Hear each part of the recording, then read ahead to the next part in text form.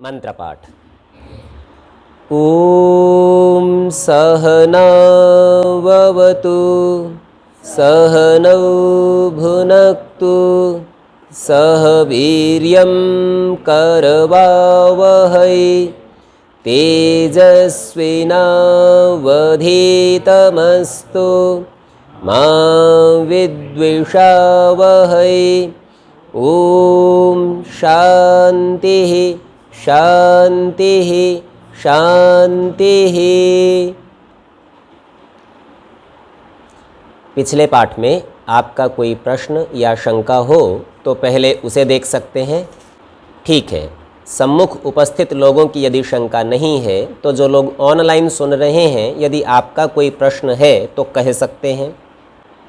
ठीक है, यदि आप में से भी किसी का कोई प्रश्न नहीं है तो हम आगे का पाठ देख लेते हैं। जी माता जी। ठीक है, यह प्रश्न सामान्य है। प्रश्न यह है कि सहना ववतु पाठ को हम पाठ से पहले ही क्यों करें और पाठ के पश्चात इस मंत्र पाठ को क्यों ना करें। तो माता जी, भाव इस मंत्र में इस प्रकार का है जिसमें ये कहा जा रहा है कि मेरा पढ़ा हुआ और मेरे अध्यापक का पढ़ाया हुआ, यह दोनों सुरक्षित रहें और वृद्धि को प्राप्त हों। तो यह विचार पाठ करने से पहले करने का है। यद्यपि पाठ के बाद कर लेने में भी कोई आपत्ति नहीं है, किया जा सकता है। ठीक है, अपने अपने कारण पूछने के रहते हैं। कहीं आपने बाद में देखा है, कहीं पहले देखा है, इससे कोई अंतर नहीं आता। मंत्र आप कहीं भी कैसा भी विनियोग कर सकते हैं, जैसी अनुकूलता हो, इससे कोई बाधा नहीं है। हम वेद मंत्र अथवा यह मंत्र तैत्तिरीय आरण्यक का है, इसमें उपदेश हमारे पाठ के अनुकूल है, इसीलिए इससे प्रारंभ कर लेते हैं। जी, इसमें विन्दति शब्द से प्रश्न आया, इससे आप क्या अर्थ लेते हैं। तो यहाँ पर प्राप्ति लाभ अर्थ हम ले रहे हैं। तो वह परमेश्वर उत्पन्न हुए पदार्थों में व्याप्त है, अर्थात वे पदार्थ उसको प्राप्त हैं और उन पदार्थों में परमेश्वर प्राप्त है। तो इस प्रकार का अर्थ विन्दति शब्द से ले रहे हैं। ठीक है जी। हाँ जी जी, ठीक है। आपका प्रश्न आया है पृष्ठ संख्या 18 पर। उपस्थान का जो प्रथम मंत्र आया था उसमें पश्यन्तः शब्द आया है और उस पश्यन्तः का अर्थ ऋषि ने किया है प्रेक्षमाणाः संतो वयम्। इसका अर्थ जानना चाहते हैं। प्रेक्षमाणा का अर्थ होता है दर्शन करते हुए, संतो ऐसा होते हुए, वयम अर्थात हम सब। तो परमेश्वर का जो दर्शन है वह उसके जानने से संबंधित है, अर्थात परमेश्वर को जानते हुए हम। तो प्रेक्षमाणः संतो वयम, जानते हुए। संस्कृत में पद था पश्यन्तः। पश्यन्तः का अर्थ होता है देखते हुए। तो आँख से परमेश्वर को नहीं देखा जाता, अपितु बुद्धि से उसे जाना जाता है अथवा आत्मा उसका साक्षात करता है। तो पश्यन्तः प्राय करके आँख से देने के अर्थ में है, उसको यहाँ लक्षणा से ज्ञान से देखने के अर्थ में कर लिया है। ठीक है जी। जी, अन्य कोई प्रश्न?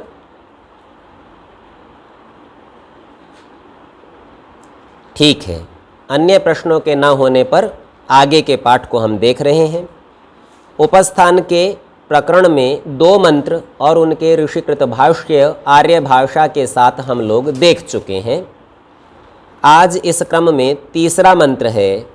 मंत्र है चित्रम देवानाम उदगादनीकम चक्षुर्मित्रस्य वरुणस्याग्नेः आप्राद्यावा पृथिवी अंतरिक्षम सूर्य आत्मा जगतस्तस्थुषश्च स्वाहा। मंत्र के उच्चारण पर भी ध्यान देना चाहिए।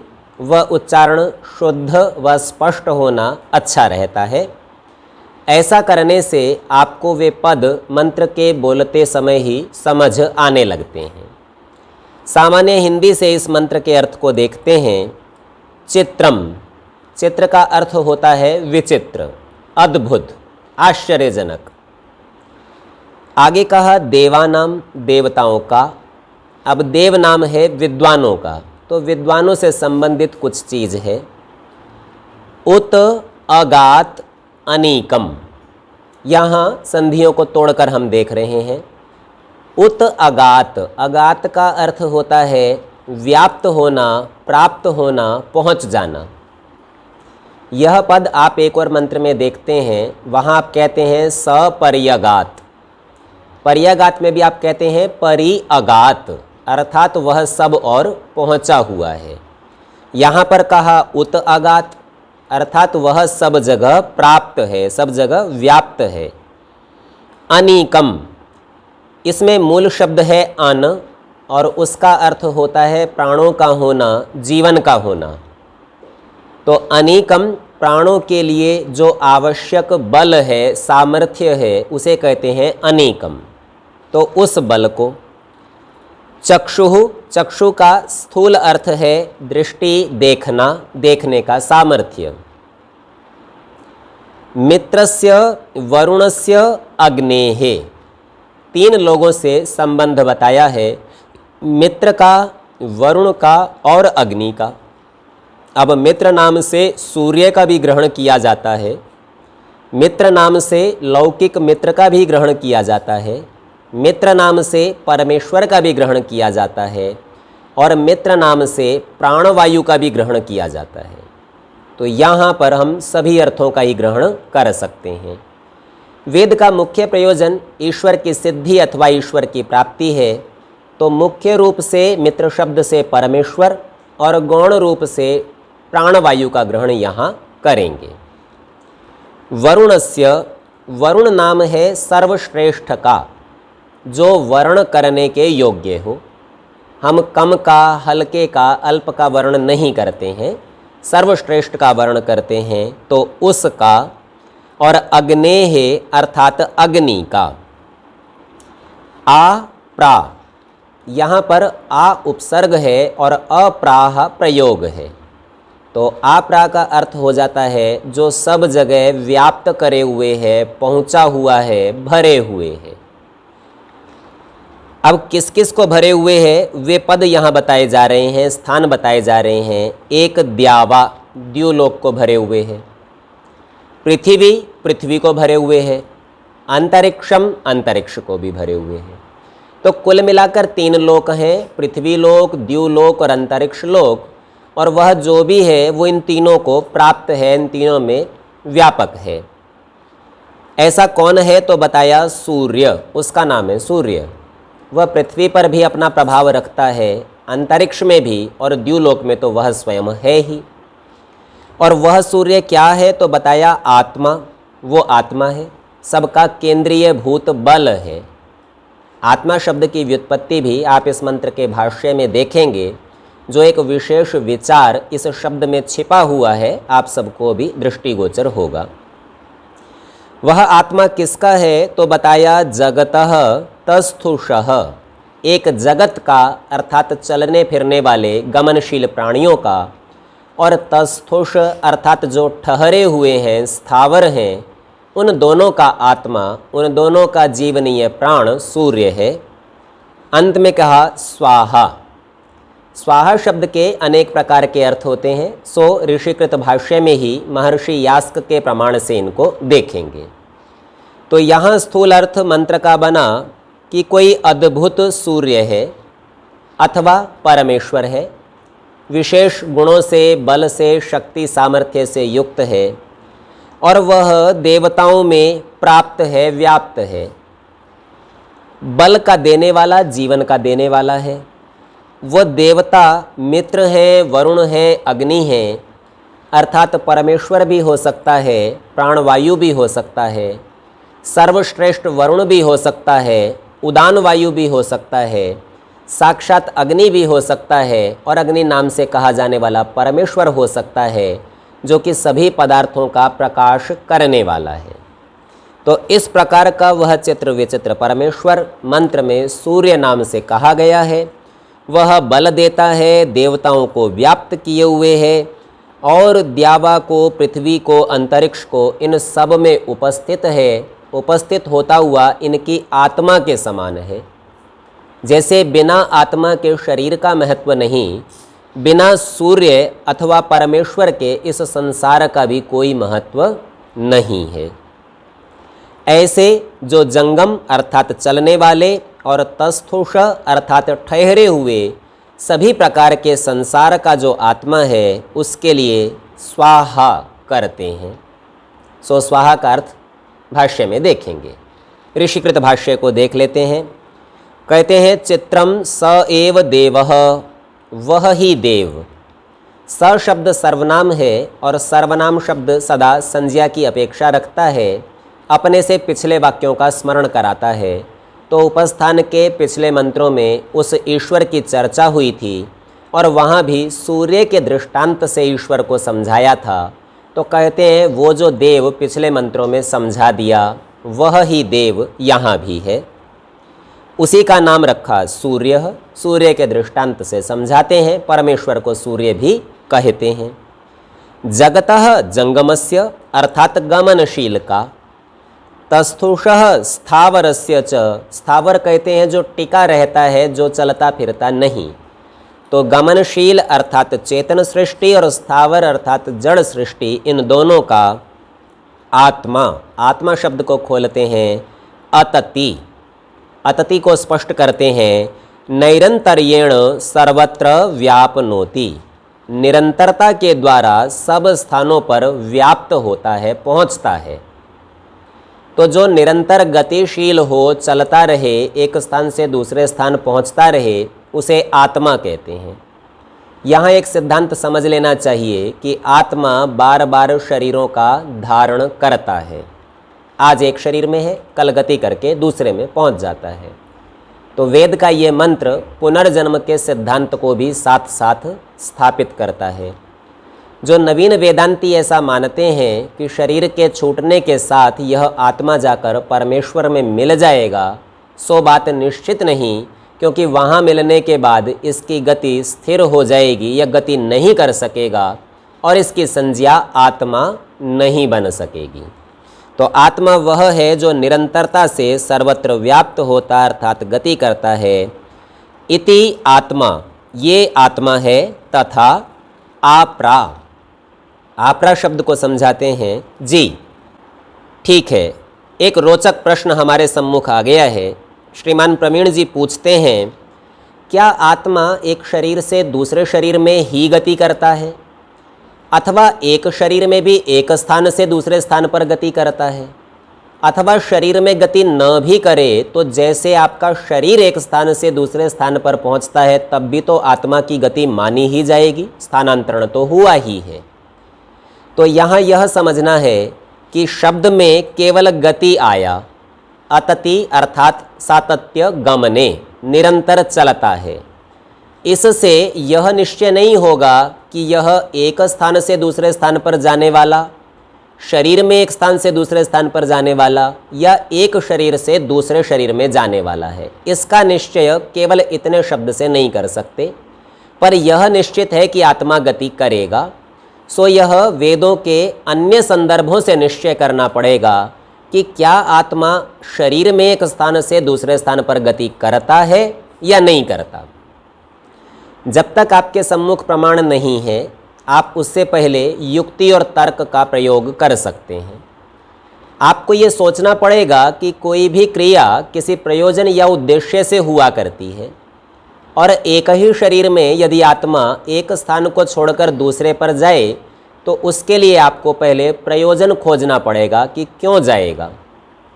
यदि आप ऐसा कहें कि एक स्थान पर रहता हुआ कुछ काम करेगा और दूसरे स्थान पर रहता हुआ दूसरे काम करेगा, तो आपको ये समझना पड़ेगा कि आत्मा स्वयं कोई कार्य नहीं करता, अपितु केवल आदेश देता है। आदेश देता है मन को, मन देता है इंद्रियों को, और उससे सारे काम हो जाते हैं। सो यदि उसके पास सेवक है तो स्वयं गति क्यों करे। सो आपका प्रयोजन तो यहाँ बनेगा नहीं। इससे इतर आपका कोई प्रयोजन उपस्थित नहीं होगा, क्योंकि देशांतर प्राप्ति अथवा स्थानांतरण दूसरे स्थान पर पहुंच वहाँ का ज्ञान प्राप्त करने अथवा वहाँ क्रिया करने के लिए ही होता है। ज्ञान भी यह आत्मा किसी एक ही स्थान पर रहता हुआ ज्ञानेंद्रियों और मन से प्राप्त कर ही लेगा। तो ऐसे में न तो ज्ञान के लिए और न क्रिया के लिए इसे गति करने की आवश्यकता रहेगी। तो इस हेतु से इसका एक शरीर में भिन्न भिन्न स्थानों पर गति करना उचित नहीं रहेगा।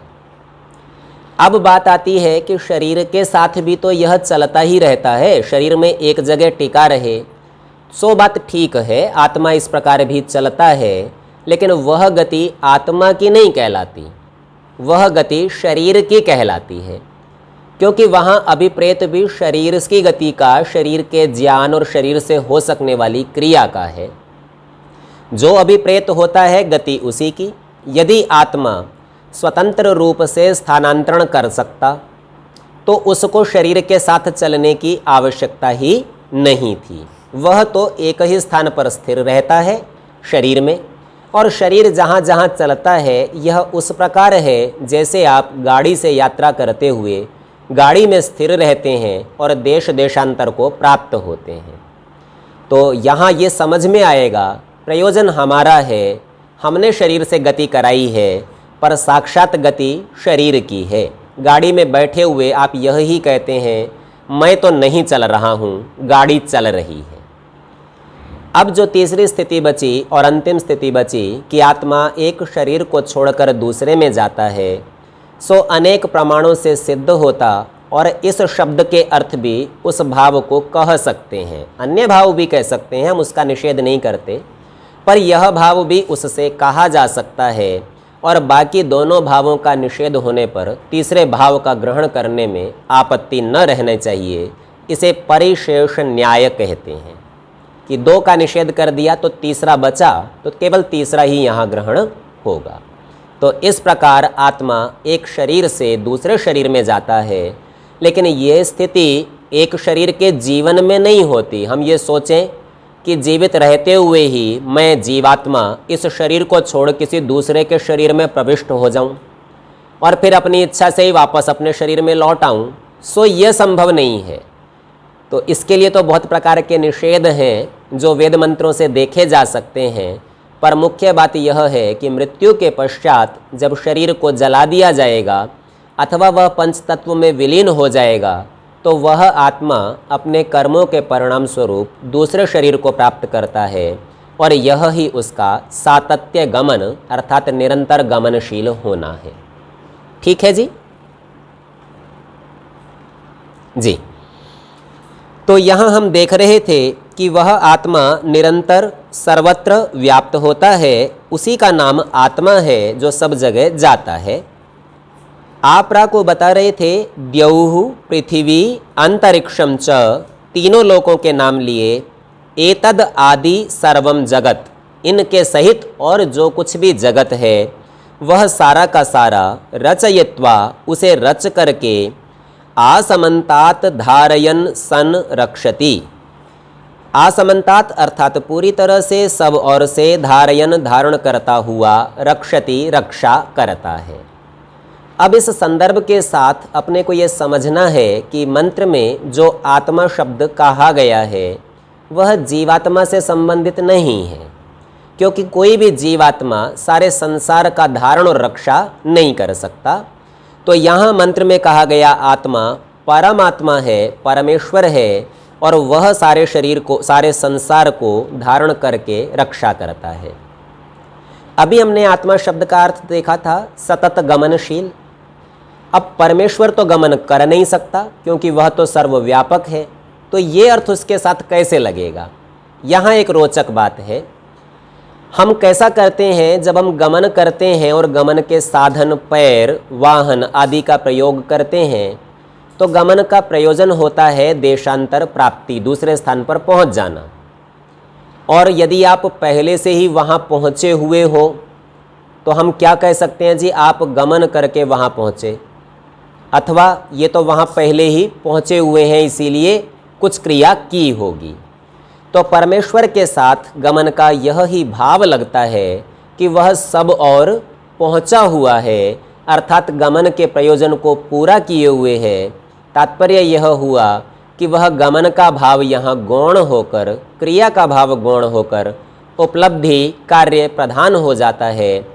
तो परमेश्वर का सब जगह उपस्थित होना गमन की पूर्णता को बतलाता है। सो आत्मा गमन करता है, अर्थात आत्मा पहुंचा हुआ है, वह परमात्मा है। इसके अतिरिक्त निरुक्त में महर्षि यास्क कहते हैं गतेस्त्रय अर्था, गति के 3 अर्थ हैं। ज्ञानम, गमनम, प्राप्तिश्चेति। ज्ञान होना, गमन अर्थात क्रिया का करना, और प्राप्ति अर्थात प्राप्त हो जाना, पहुंच जाना। सो इस प्रकार भी आत्मा का गमन यदि देखना हो तो परमेश्वर को सारे संसार का ज्ञान है, सब संसार में वह क्रिया करता और सब स्थान में पहुंचा हुआ है। इस प्रकार भी आत्मा का गमन अर्थ परमात्मा में लग जाता है।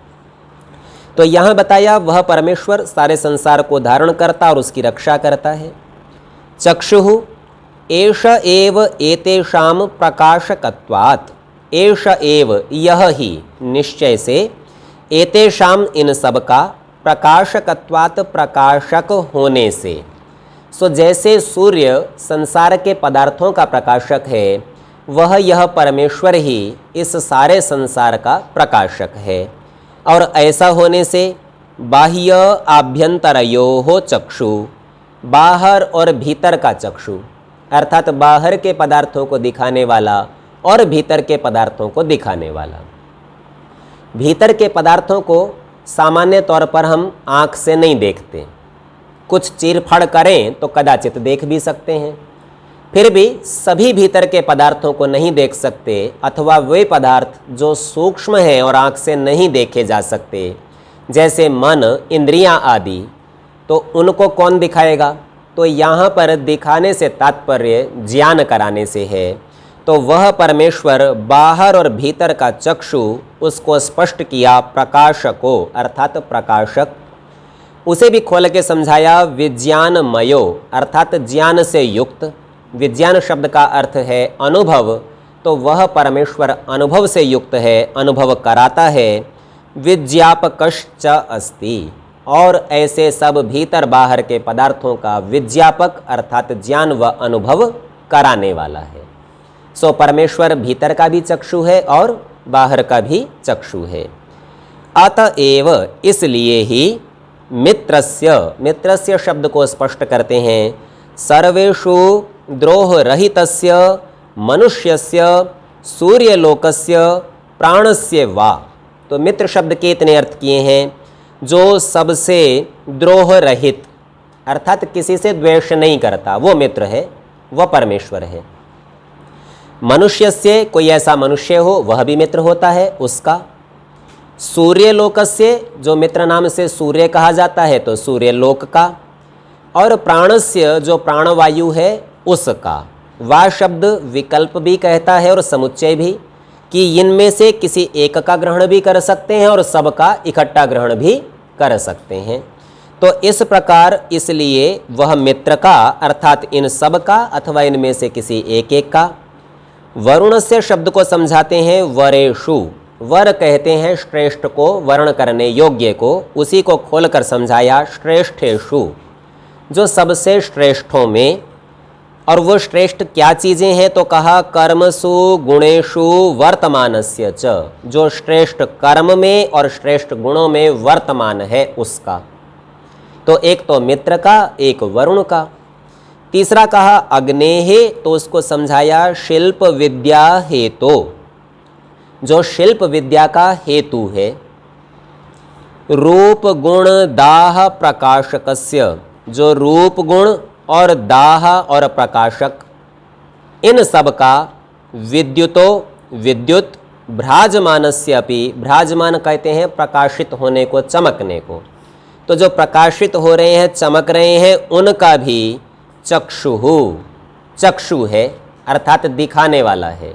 जैसे चक्षु से आप पदार्थों को देखते हैं, तो वह परमेश्वर भी आपका चक्षु आपको शिल्प विद्या के कारणों को दिखाता है, रूप गुण को दिखाता है, दाह को, और इनका प्रकाशक होता हुआ विद्युत व चमकने वाले सभी पदार्थों को दिखाने वाला वह चक्षु सर्वसत्य उपदेष्टा प्रकाशकश्च, सारे सत्य का उपदेश करने वाला और उसका प्रकाशक है। तो यहाँ सत्य शब्द से दोनों का ग्रहण करना चाहिए, पदार्थों का भी और सत्य विद्या का भी। तो वह सारे सत्य पदार्थों को जनाता, उनका अनुभव कराता और आपको उसका साक्षात करा देता है, इस प्रकार का वह परमेश्वर है। देवानाम शब्द को स्पष्ट करते हैं स दिव्य गुणवताम, दिव्य गुण वालों के, उसी को कहा विदुषाम विद्वानों के, एव हृदये उनके ही हृदय में, उत्कृष्टतया प्राप्तो अस्ति बहुत अच्छी प्रकार से प्राप्त है। अब यहाँ ध्यान दीजिए, हृदय शब्द कहते ही हम में से अधिकांश लोग वक्ष स्थल में छाती में ठहरने वाले एक अंग का ग्रहण करते हैं। अभी सारी चर्चा में हम देख रहे हैं कि परमेश्वर ज्ञान कराता है और ज्ञान का आधार मस्तिष्क है। सो वह परमेश्वर हृदय में ठहरता है, अर्थात ज्ञान के आधार मस्तिष्क में ठहरता है। सो हृदय शब्द से मस्तिष्क का ग्रहण करना चाहिए। किनके मस्तिष्क में ठहरता है? तो कहा विदुषाम विद्वानों के, क्योंकि विद्या विद्वानों के मस्तिष्क में रहती है, तो वह ज्ञान का स्रोत होने से वहाँ जाकर ठहरता, उपस्थित होता, अर्थात अपना ज्ञान विद्वानों के लिए उपस्थित कर देता है। कैसे उपस्थित करता है? तो कहा उत्कृष्टतया, बहुत अच्छी प्रकार से, स्पष्ट, शुभ्र, बिना किसी संशय का निर्भ्रांत ज्ञान उपस्थित कर देता है। प्रकाशको वा तदएव ब्रह्म, वह ही ब्रह्म परमेश्वर प्रकाशक है। न केवल उपस्थित होता अपितु पदार्थों के ज्ञान का प्रकाश भी करता है, और यह ही वह विधि है जिससे परमेश्वर वेद का ज्ञान दिया करता है। साक्षात अंतःकरण, मन और ज्ञान के आधार में उपस्थित हुआ वह परमेश्वर ज्ञान हमें प्राप्त करा देता है। चित्रम अर्थात अद्भुत स्वरूपम, ये बड़ी अद्भुत बात है। ऐसी बात हम लोक में नहीं देखते। यह कार्य केवल परमेश्वर कर सकता है, इसीलिए वह चित्र अर्थात बहुत विचित्र, बहुत आश्चर्यजनक, अद्भुत स्वरूप वाला है। तो यहाँ पर परमेश्वर के स्वरूप का वर्णन कर रहे हैं। पहले दो मंत्रों में परमेश्वर को कुछ प्राप्त होने अन्य पदार्थों से तुलना के माध्यम से समझाया था, और यहाँ उसके अपने गुणों का कथन कर रहे हैं। जी ठीक है। आपका प्रश्न आया कि चित्रम शब्द को भाष्य में 2 बार क्यों कहा है। परमेश्वर के संबंध में व्याख्यान होता है भूमा वै सह, वो बहुत बड़ा है, अल्पे सुखम नास्ति, थोड़े में सुख नहीं है, इसीलिए स भूमा परमात्मा, वो परमात्मा बहुत बड़ा है। और बहुत बड़े की बात करनी हो तो बहुत बड़ी बात करनी पड़ती है। बहुत बड़े के 2 तरीके हैं, एक ही बात को बहुत लंबा कर दें अथवा अनेक बार उसको कहने लगें। तो यहाँ वह ही बात है। प्रथम बार में चित्रम शब्द को विशेषण रूप में लिया कि वह ही देव, वो चित्र है, और यहाँ पर चित्र शब्द को अपने शब्द से समझाया कि चित्र का अर्थ होता है विचित्र अर्थात अद्भुत स्वरूपम। कह तो एक ही बार सकते थे, पर 2 बार कहने से जो कहने में बल आता है, उस बल की उपस्थिति के लिए इसका कथन 2 बार किया है। सामान्य लोक में भी आप ऐसा प्रयोग देखते हैं। किसी व्यक्ति को यदि कहीं भेजना हो तो कहते हैं जाओ, ऐसा कहने से वो व्यक्ति जाएगा, आदेश है, सामान्य बात समझ में आती है। लेकिन यदि आप बल लगाना चाहते हो तो आप कहते हैं जाओ जाओ, अर्थात ठहरे क्यों हो, तत्काल क्यों नहीं निकलते हैं। तो इस प्रकार आवृत्ति करने से वह बात विशेष रूप से कही होती है। सो ही मंत्र में भी 2 बार चित्रम कहकर 2 बार उसके अर्थ को समझाया है। यह ईश्वर के स्वरूप को बताना अभिप्रेत है, इसलिए ऐसा किया। अब इतने पर भी स्वामी जी रुके नहीं हैं, कठोपनिषद से एक प्रमाण ले आए हैं। अत्र प्रमाणम, कोई ये पूछे कि आप परमेश्वर को चित्र विचित्र अद्भुत क्यों मानते हो, तो ऋषि कहते हैं आश्चर्यो वक्ता, ये कठोपनिषद का वाक्य है। कुशलो अस्य लब्धा, आश्चर्यो ज्ञाता कुशलानुशिष्टः। इस परमात्मा का व्याख्यान करने वाला वक्ता स्वयं आश्चर्यजनक है। अथवा वह परमेश्वर स्वयं जो व्याख्यान करता है, ये बड़ी आश्चर्य की बात है कि वह परमेश्वर ही बड़ा आश्चर्यजनक रूप से कह देता है। कुशलोस्य लब्धा, उस परमेश्वर को प्राप्त करने वाला कोई बहुत कुशल व्यक्ति हो सकता है। कुशल शब्द की चर्चा हम पिछले पाठों में कर चुके हैं। योग्यता के उच्चतम स्तर पर जाकर व्यक्ति कुशल कहलाता है। तो जो व्यक्ति परमेश्वर का व्याख्यान करता है अथवा परमेश्वर को प्राप्त करता है, ये दोनों ही आश्चर्यजनक हैं, बहुत अद्भुत हो जाते हैं, क्योंकि वह परमेश्वर स्वयं ही अद्भुत है। तो उसको प्राप्त करना और उसका कथन करना भी आश्चर्य से कम नहीं। आगे कहते हैं आश्चर्यो ज्ञाता, उसका जानने वाला ही आश्चर्य अर्थात अद्भुत हो जाता है। और कुशलानुशिष्टः, उसके अनुशासन में रहने वाला, उसकी आज्ञा का पालन करने वाला कोई कुशल ही हो सकता है। सामान्य व्यक्ति उसकी आज्ञा का पूरा पूरा पालन नहीं कर सकते। तो ऐसा आश्चर्य गुण से युक्त व्यक्ति उस आश्चर्य स्वरूप वाले को प्राप्त कर सकता है। यह कठोपनिषद की दूसरी वल्ली का वाक्य है और यहाँ स्पष्ट करते हैं आश्चर्य स्वरूपत्वात् ब्रह्मणः, उस ब्रह्म के, परमेश्वर के आश्चर्य स्वरूप होने से तदैव ब्रह्म, वह ही ब्रह्म, सर्वेषां च अस्माकं, हम सबके, सर्व दुख नाशार्थम, सारे दुखों का नाश करने के लिए, काम क्रोध आदि शत्रु विनाशार्थम, और काम क्रोध आदि जो हमारे शत्रु हैं उनके विनाश के लिए बलम अस्ति, वह परमेश्वर ही हमारा बल है। तद विहाय, उसको छोड़कर, मनुष्याणाम सर्व सुखकरम, मनुष्यों के लिए सब सुखों का करने वाला, शरणम, कोई और आधार, अन्यत नास्ति एव इति वेद्यम, कोई और है ही नहीं, ऐसा निश्चय पूर्वक जानना चाहिए। आज के पाठ का समय समाप्त होता है, शेष चर्चा अगले पाठ में करेंगे। ओ